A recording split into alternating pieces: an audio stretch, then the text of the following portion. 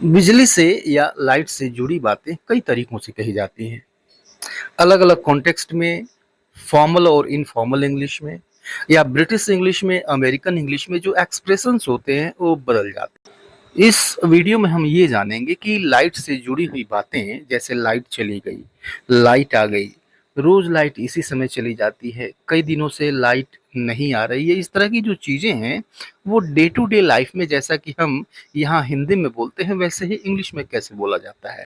जैसे कि आपको बताना है कि लाइट चली गई है, इसका मतलब हुआ कि मैं कहना चाहता हूँ पावर कट हो गई है। तो अब बिजली के लिए हम इस्तेमाल करते हैं डे टू डे लाइफ में, लाइट्स इस्तेमाल कर लेते हैं, पावर, बिजली के अर्थ में पावर का इस्तेमाल हो जाता है। इलेक्ट्रिसिटी ये तो होता ही होता है। तो इन तीनों में से आप किसी का भी इस्तेमाल करते हैं डे टू डे लाइफ में तो द पावर इज आउट ऐसे कह सकते हैं, या फिर इसको हम यह भी कह सकते हैं द इलेक्ट्रिसिटी वेंट आउट। ये भी कहा जाता है डे टू डे लाइफ में, ये भी बोला जाता है द पावर इज गॉन, बिजली चली गई, लाइट चली गई, ऐसे भी हम कहते हैं। या फिर there is a power cut, ऐसे भी कहा जाता है। तो जो भी तरीका आपको अच्छा लगे, जो भी चीज़ आपको अच्छा लगे, जो भी एक्सप्रेशन अच्छा लगता है, उसको आप यूज़ कर सकते हैं, ठीक है? आपको कहना है कि मेरी लाइट चली गई। डे टू डे लाइफ में कहने के लिए हम ये कहते हैं my power is out, my power is out यानी मेरे घर की लाइट चली गई है, मेरे घर का पावर कट हो गया है, माई पावर इज़ आउट। या फिर आई हैव नो पावर, या फिर I have lost power, I have lost power. तो लास्ट मतलब खो गया है, खो दिया है। तो इन सब का मतलब एक ही है, मेरी लाइट चली गई या फिर मेरी लाइट चली गई है। वहीं पर जब हम ऑफिशियल बातें करते हैं, जब हम टेक्निकल बात करें या फिर रिपोर्ट्स वगैरह की बातें करें, तो एक अलग एक्सप्रेशन, अलग तरह से इस चीज़ को हम एक्सप्रेस करते हैं। न्यूज़पेपर्स वगैरह में आपने देखा होगा, there is a power outage.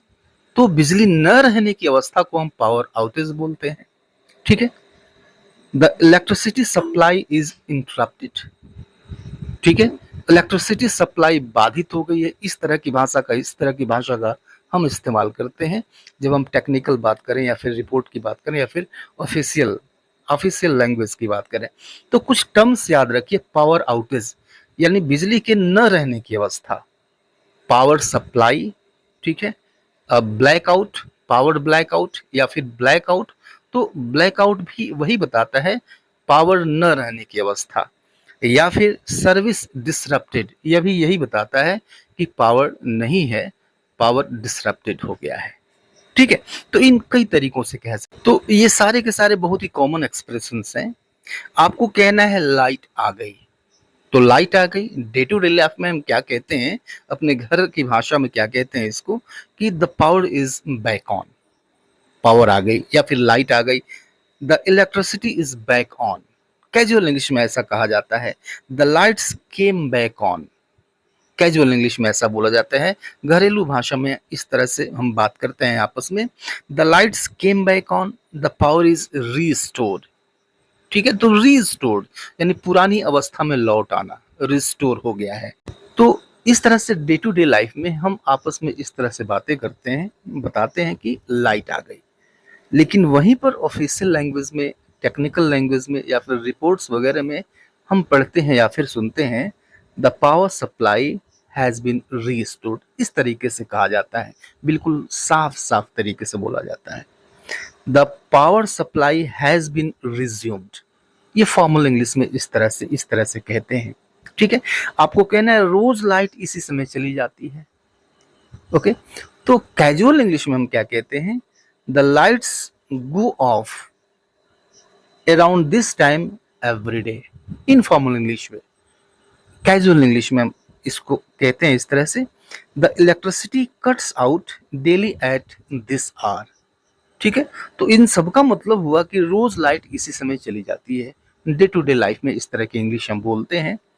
जब हम ऑफिशियल बात करते हैं, टेक्निकल बात करते हैं या फिर रिपोर्ट्स वगैरह की बात करते हैं, तो वहां पे होता है there is daily power outage at this time, या फिर the electricity supply is interrupted every day at this hour. इस तरीके से हम बोलते हैं, ठीक है?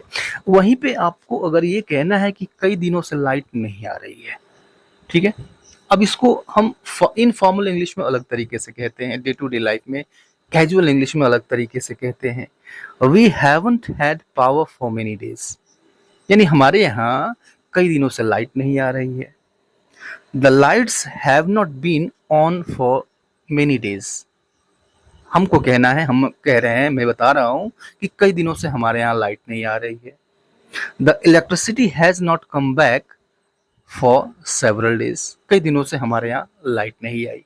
ठीक है, लाइट नहीं आ रही है।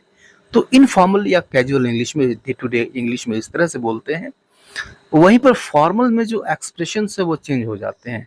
The electricity supply has not been restored for several days, right. या फिर आप देखेंगे कि वहां पे होता है there has been no power for many days. या फिर इसी चीज को हम इस तरह से पाते हैं कि the electrical supply is disrupted for many days, या फिर has been disrupted for many days. ठीक है, तो आज के लिए इतना ही, मिलते हैं नेक्स्ट वीडियो में, तब तक के लिए goodbye and take care.